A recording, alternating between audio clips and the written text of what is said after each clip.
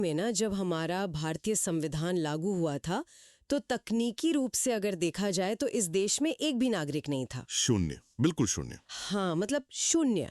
और ये ना सुनने में बहुत ही अजीब विरोधाभास लगता है। सही बात है। आप खुद सोचिए, एक ऐसा विशाल भूभाग है जहाँ करोड़ों लोग सदियों से रह रहे हैं। हाँ। लेकिन कानूनी कागजों पर यह तय होना बिल्कुल बाकी था कि असल में यहाँ का हिस्सा कौन है और कौन नहीं। एग्जैक्टली और इस ऐतिहासिक वास्तविकता को समझना ना किसी भी राष्ट्र के जन्म को समझने की पहली सीढ़ी होती है। बिल्कुल। जब एक नया गणराज्य आकार लेता है तो नागरिकता कोई पहले से मौजूद चीज नहीं होती है। राइट, उसे बनाना पड़ता है। हाँ, इससे बिल्कुल शुरुआत से हर एक शब्द को नाप तौल कर परिभाषित करना होता है। और हमें यह भी याद रखना चाहिए कि उस समय का भारत कोई बहुत शांत जगह नहीं थी। अरे बिल्कुल नहीं, वो तो बड़े पैमाने पर हो रहे विस्थापन और उथल पथल का दौर था। हाँ, तो ऐसे में नागरिकता तय करना बहुत बड़ा चैलेंज था। और जो लोग हमें सुन रहे हैं उन्हें मैं बता दूं कि आज की इस डीप डाइव में हम इसी विषय पर चर्चा करने वाले हैं। पर उससे पहले एक छोटी सी बात, जो भी लोग ऐसे डीप एक्सप्लेनेशन और स्मार्ट लर्निंग पसंद करते हैं ना, वो मेरी YouTube चैनल IAS ज़ेन को जरूर चेकआउट करें। वहाँ हम ऐसे ही कॉम्प्लेक्स कॉन्सेप्ट्स को बहुत आसानी से डिकोड करते हैं। ये बहुत जरूरी है क्योंकि जो हम आज डिस्कस कर रहे हैं, भारतीय संविधान का अनुच्छेद 5, वो सुनने में छोटा लगता है पर है बहुत गहरा। एग्जैक्टली। हमारा जो आज का स्रोत है वो है आर्टिकल 5 का मूल पाठ, जिसका विषय है संविधान के प्रारंभ पर नागरिकता। इसे एक तरह से ऐसे देखा जा सकता है जैसे कोई बहुत भयानक तूफान चल रहा हो। 1947 का जो दौर था। हाँ, और उसी तूफान के बीचों बीच आपको रेत पर एक लकीर खींचनी हो। सही एनालॉजी है। लाखों लोग उस लकीर के इस पार और उस पार भाग रहे हैं और उसी वक्त ये तय करना है कि जो इस घेरे के अंदर है वे हमेशा के लिए इसके हो गए। और ये जो अनुच्छेद है ना, ये आकार में भले ही छोटा है लेकिन इसका हर एक शब्द भारी कानूनी और मानवीय अर्थ समेटे हुए है। बिल्कुल। जब यह तय करने की चुनौती आई कि भारत का संस्थापक सदस्य या फाउंडिंग मेंबर कौन होगा, तो संविधान निर्माताओं ने ना एक बहुत ही व्यवस्थित ढांचा तैयार किया। हाँ, उन्होंने हवा में तीर नहीं चलाए। राइट, तो चलिए सीधे अनुच्छेद 5 के मूल पाठ में उतरते हैं। स्रोत की शुरुआत कुछ इस तरह होती है, मैं पढ़ती हूँ। इस संविधान के प्रारंभ पर प्रत्येक व्यक्ति जिसका भारत के राज्य क्षेत्र में अधिवास है, और मैं यहीं रुकना चाहूंगी। हाँ, वो जो अधिवास शब्द है। एग्जैक्टली यह शब्द अधिवास, जिसे हम इंग्लिश में डोमिसाइल कहते हैं, मुझे लगता है ये नागरिकता की पूरी बहस का केंद्र बिंदु है। बिल्कुल सही पकड़ा आपने। अधिवास केवल एक बिंदु नहीं है यार, ये वो प्राथमिक फिल्टर है जिसे पार किए बिना आगे की कोई भी बात लागू ही नहीं होती। मतलब ये एक बेस लेयर है। एग्जैक्टली। आप वाक्य संरचना पर ध्यान दीजिए। स्रोत में अधिवास है के ठीक बाद और यानी AND शब्द का प्रयोग किया गया है। अच्छा, तो ये या नहीं है, और है। हाँ, कानूनी भाषा में इस और का बहुत बड़ा मतलब है। इसका मतलब है कि अधिवास एक अनिवार्य शर्त है। इसके बिना आगे दिए गए जो 3 विकल्प हैं वो काम नहीं करेंगे। तो यहाँ सबसे बड़ा सवाल जो मेरे दिमाग में आ रहा है वो ये उठता है कि अधिवास असल में है क्या। अगर कोई व्यक्ति उस समय, मान लीजिए 1949 में, भारत की भौगोलिक सीमा के अंदर एक घर बनाकर रह रहा था, तो क्या वो अपने आप अधिवास की शर्त पूरी कर लेता? नहीं, कानूनी तौर पर ये से कहीं ज्यादा जटिल है। अच्छा। हाँ, सिर्फ एक मकान होने या शारीरिक रूप से किसी जगह मौजूद होने को हम निवास कह सकते हैं, जिसे इंग्लिश में रेजिडेंस कहते हैं, लेकिन अधिवास नहीं। तो फिर रेजिडेंस और डोमिसाइल में फर्क क्या है? बहुत बड़ा फर्क है। अधिवास साबित करने के लिए ना एक बहुत ही गहरा मनोवैज्ञानिक तत्व चाहिए होता है, मंशा, या जिसे हम इंटेंशन कहते हैं। मंशा। हाँ, स्थायी तौर पर वहीं बसने का इरादा। ये तो बहुत दिलचस्प है। मतलब कानून सिर्फ ये नहीं देख रहा है कि कोई व्यक्ति कहाँ खड़ा है, बल्कि वो ये पढ़ रहा है कि उसके दिमाग में क्या चल रहा है। बिल्कुल। और यही सबसे ट्रिकी पार्ट था। पर यार, 1947 के उस अफरा तफरी वाले दौर में जब देश का बंटवारा हो रहा था, किसी की मंशा को मापना तो लगभग असंभव रहा होगा ना। हाँ, ये बहुत मुश्किल था। कोई व्यक्ति अपनी जान बचाकर सीमा पार आया है तो उसकी मंशा कैसे तय होगी कि वो यहीं रहेगा या वापस जाएगा? देखिए, इसे ऐसे समझा जा सकता है कि कानून को उस व्यक्ति के व्यवहार और उसकी परिस्थितियों से ये निष्कर्ष निकालना था। मतलब हालात देखकर। हाँ। सवाल ये थे कि क्या उसने अपनी पुरानी जगह को हमेशा के लिए छोड़ दिया है? राइट। क्या उसका भविष्य में कहीं और जाकर बसने का कोई भी विचार है? अगर कोई व्यक्ति भारत में रह रहा है लेकिन उसका इरादा हालात सामान्य होने पर वापस जाने का है, तो उसका अधिवास भारत में नहीं माना जाएगा। एग्जैक्टली। अधिवास का सीधा सा अर्थ है, यही मेरा अंतिम घर है और अब मैं कहीं नहीं जाऊंगा। Make sense. इस नियम को अगर मैं एक स्ट्रेस टेस्ट से गुजारूं, मतलब एक एग्जाम्पल लेते हैं। हाँ, बताइए। मान लीजिए 1950 में बम्बई में एक ब्रिटिश व्यापारी पिछले 10 साल से रह रहा है। ठीक है। उसका वहाँ अच्छा खासा कारोबार है, एक बहुत शानदार घर है, लेकिन उसके मन में ये साफ है कि रिटायर होने के बाद वो वापस लंदन चला जाएगा। तो इस नियम के हिसाब से वो व्यक्ति अनुच्छेद 5 के तहत भारतीय नागरिकता का दावा नहीं कर सकता, एकदम सही, वो बिल्कुल दावा नहीं कर सकता। क्योंकि इंटेंशन मिसिंग है। हाँ, वह व्यापारी अधिवास की पहली और सबसे अहम परीक्षा में ही फेल हो जाता है। राइट। उसका निवास यानी रेजिडेंस भारत में जरूर है, लेकिन उसका जो स्थायी घर वाली मंशा है ना, वो लंदन में है। इसलिए आगे की कोई भी शर्त उसके लिए मायने ही नहीं रखती। ये क्लॉज सुनिश्चित करता है कि नागरिकता केवल उन लोगों को मिले जिनका इस भूमि के साथ एक अटल और स्थायी कमिटमेंट है। बहुत खूब। मतलब ये महज किसी भौगोलिक दुर्घटना या व्यापारिक फायदे का परिणाम नहीं होना चाहिए। बिल्कुल नहीं। यार, कानूनी भाषा कितनी जटिल होती है ना।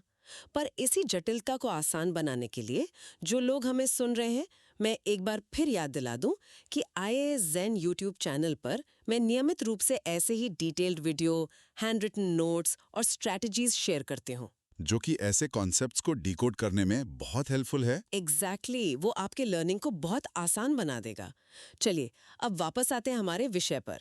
ये एक बहुत ही तार्किक और मजबूत शुरुआत लगी मुझे। हाँ, बेस लेयर सेट हो गई। राइट। जब ये तय हो गया कि पहली शर्त अधिवास है, यानी स्थायी रूप से बसने की मंशा, तो स्रोत आगे बढ़ता है।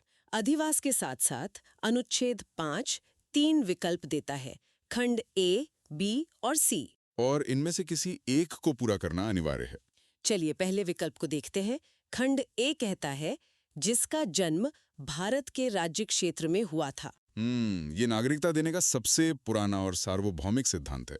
जिसे जस सोली भी कहते हैं ना। एग्जैक्टली, जो सोली या आसान भाषा में मिट्टी का अधिकार। राइट। ये व्यक्ति के उस भूमि के साथ सीधे भौतिक जुड़ाव को मान्यता देता है। ये तो बहुत ही सीधा साधा गणित है।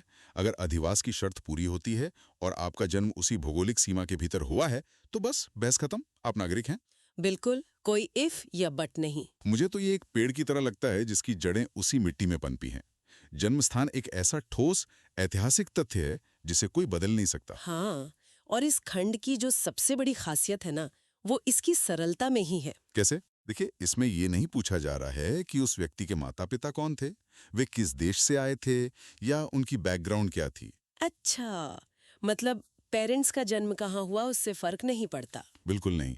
अगर वो व्यक्ति उस जमीन पर पैदा हुआ है और वहीं स्थायी रूप से बसने का इरादा रखता है, तो राज्य उसे पूरी तरह से अपनाता है। ये एक नए राष्ट्र के लिए बहुत ही ऑब्जेक्टिव और स्पष्ट पैमाना था, कोई कंफ्यूजन नहीं। सही बात है। लेकिन एक बात बताइए, कानून बनाने वालों को भी ये एहसास तो रहा ही होगा कि ये सरल पैमाना हर किसी पर लागू नहीं हो सकता। हाँ, एक्सेप्शंस तो हमेशा होते हैं। I mean, ऐसे अनगिनत लोग रहे होंगे जो ऐतिहासिक कारणों से या व्यापार और नौकरी के सिलसिले में भारत की सीमाओं से बाहर गए होंगे। डायस्पोरा की बात कर रही हैं आप। हाँ, मान लीजिए कोई भारतीय दंपत्ति काम के लिए पूर्वी अफ्रीका या मलाया गया हुआ है और वहां उनके बच्चे का जन्म होता है, ठीक है। कि नहीं थी। बिल्कुल बाहर हो गया। तो क्या ऐसे लोगों को एक नए राष्ट्र से पूरी तरह बेदखल कर दिया जाएगा? नहीं, ऐसा बिल्कुल नहीं किया गया। और उसी स्थिति को संभालने के लिए अनुच्छेद 5 का खंड B लिखा गया। अच्छा, तो खंड B एक सेफ्टी नेट की तरह है। एग्जैक्टली। ये खंड उन लोगों को नागरिकता के दायरे में शामिल करता है, मैं स्रोत कोट कर रहा हूं, जिसके माता या पिता में से किसी का जन्म भारत के राज्य क्षेत्र में हुआ था। मैं यहाँ एक बात पॉइंट आउट करना चाहूंगी। इस पूरी लाइन में जो शब्द सबसे ज्यादा वजन उठा रहा है वो है किसी एक, इंग्लिश में आइदर। हाँ, आइदर। स्रोत में ये नहीं लिखा है कि दोनों माता पिता का जन्म भारत में होना चाहिए। और ये जो किसी एक शब्द का शामिल होना है ना, उस दौर के हिसाब से बहुत ही प्रगतिशील कदम था। प्रोग्रेसिव कैसे? क्योंकि ये खून और विरासत के अधिकार को स्वीकार करता है, जिसे कानूनी भाषा में हम जस सैंग्विनिस कहते हैं। ओके, खून का अधिकार। हाँ, ये नागरिकता के नेट को काफी चौड़ा कर देता है। ये कानून की तरफ से उन लोगों के लिए एक सुरक्षा कवच था जो दुनिया के किसी भी कोने में पैदा हुए हों। लेकिन जिनकी जड़ें पीढ़ियों से इस मिट्टी में थी। एग्जैक्टली। मुझे तो ये नजरिया बहुत ही समावेशी बहुत इंक्लूसिव लग रहा है ना? हाँ। हाँ, एक तरह से राज्य कहला है कि आपका भौतिक जन्म भले ही कहीं और हुआ हो, लेकिन अगर आपके माता या पिता के जरिए आपका इस जमीन से पुश्तैनी रिश्ता है और अब आपने यहाँ अपना स्थायी घर बना लिया है, तो आप अजनबी नहीं हैं। बिल्कुल। आप हमारे ही हैं। ये दिखाता है कि नागरिकता सिर्फ भूगोल या ज्योग्राफी तक सीमित नहीं है, ये पीढ़ियों के जरिए बहने वाली एक धारा भी है। और आप इसे उस समय की दुनिया के पर्सपेक्टिव में देखिए। अच्छा, क्या था उस समय? उस समय कई देश नागरिकता के मामले में बहुत सख्त थे। वहां सिर्फ पिता की राष्ट्रीयता ही मुख्य आधार होती थी। ओहो, मतलब पैट्रियार्कल सिस्टम? हाँ, लेकिन हमारे यहाँ माता या पिता दोनों में से किसी एक को आधार मानना नागरिकता के कानून में एक तरह की लैंगिक समानता यानी जेंडर न्यूट्रलिटी की शुरुआत भी दिखाता है। वाह, 1950 में इतनी आधुनिक सोच, ये सच में कमाल है। बिल्कुल कमाल है। तो अब तक की तस्वीर काफी स्पष्ट लग रही है मुझे। हमने मिट्टी के जुड़ाव यानी जन्म को देख लिया और खून के जुड़ाव यानी विरासत को भी देख लिया। दोनों कवर हो गए।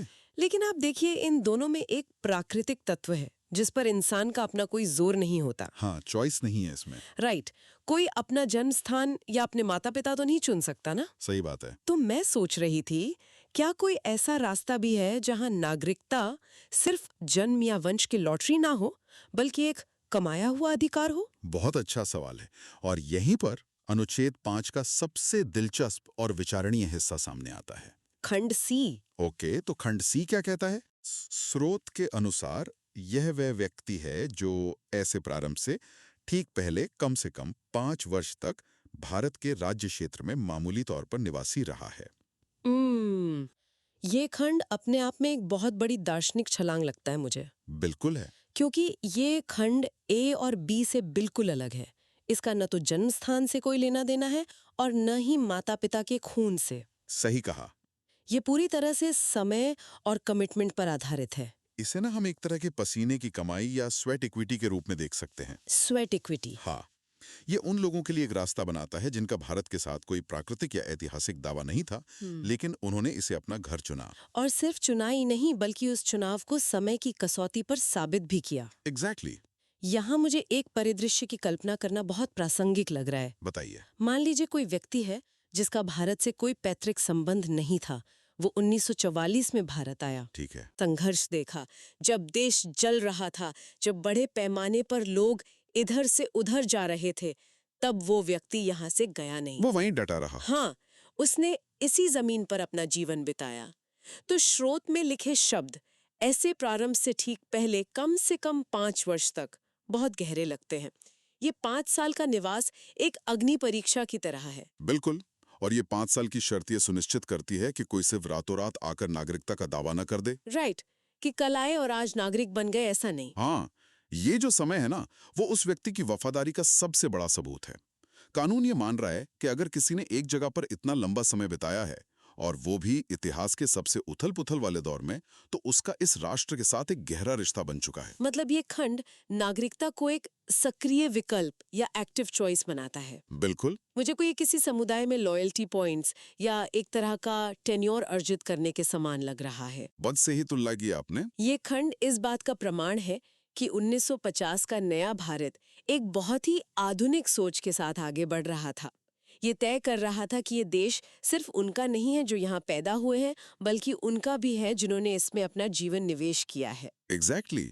और जब आप इन तीनों शर्तों यानी ए, बी और सी को अधिवास की अनिवार्य शर्त के साथ मिलाकर देखते हैं, तो एक बहुत ही संतुलित ढांचा उभर कर आता है। कैसे? देखिए, अधिवास ये रोकता है कि कोई भी बिना स्थायी जुड़ाव के नागरिक ना बन जाए। इंटेंशन जरूरी है। राइट। और ये जो 3 विकल्प हैं, ये सुनिश्चित करते हैं कि जो जायज तौर पर जुड़ा है, चाहे भूगोल से, चाहे विरासत से या चाहे समय से, वो कभी नागरिकता से वंचित न रह जाए। बहुत ही खूबसूरती से डिजाइन किया गया था इसे। बिल्कुल। तो इस पूरी चर्चा को अगर हम समेटें तो ये साफ हो जाता है कि अनुच्छेद 5 ने कितनी बड़ी और जटिल जिम्मेदारी उठाई थी। बहुत बड़ी जिम्मेदारी थी। एक ऐसे समय में जब उपमहाद्वीप की सीमाएं इंसानी खून से खींची जा रही थी, तब ये छोटा सा कानूनी पाठ एक व्यवस्थित 2 स्तरीय फॉर्मूला दे रहा था। 2 tier फॉर्मूला। हाँ, पहली परत अधिवास के रूप में एक मजबूत मनोवैज्ञानिक नींव और दूसरी परत जन्म, वंश या 5 साल के निवास में से किसी एक के जरिए उस भूमि के साथ अपना रिश्ता साबित करना। और ये एक नए राष्ट्र की परिपक्वता को दर्शाता है यार। बिल्कुल।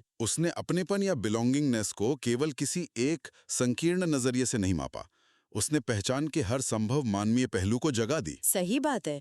और ये जानकारी ना हमें सिर्फ इतिहास नहीं सिखाती, बल्कि ये सोचने पर मजबूर करती है कि आज के दौर में नागरिक होने का असली मतलब क्या है। एक कानूनी कागज पर मोहर लग जाना बहुत आसान है, लेकिन अनुच्छेद 5 के इस ऐतिहासिक ढांचे को गहराई से देखने के बाद एक विचार मन में आता है। क्या? यही कि क्या नागरिकता महज एक पासपोर्ट है, या ये इस बात का गहरा प्रमाण है कि किसी व्यक्ति का एक भूमि के साथ मनोवैज्ञानिक, शारीरिक, पारिवारिक या समय की कसौटी पर परखा हुआ कितना मजबूत भावनात्मक रिश्ता है। बहुत ही गहरी बात कही आपने। एक ऐसा रिश्ता जिसे कोई बाहरी पैमाना कभी पूरी तरह नहीं नाप सकता, बल्कि वो इंसान के उस जमीन के प्रति इरादे और उसकी वफादारी में बसता है। श्रोता को इस पर विचार जरूर करना चाहिए। बिल्कुल, इस पर विचार जरूर करें। और हाँ, अगर आप लोगों को ये डीप डाइव पसंद आई हो तो आप IAS Zen YouTube चैनल को जरूर एक्सप्लोर करें। वहाँ हम ऐसे ही पावरफुल और स्मार्ट कंटेंट के साथ आते हैं जो आपकी समझ को और भी पहना करेगा। राइट। तो आज के लिए बस इतना ही। जुड़ने के लिए शुक्रिया। शुक्रिया।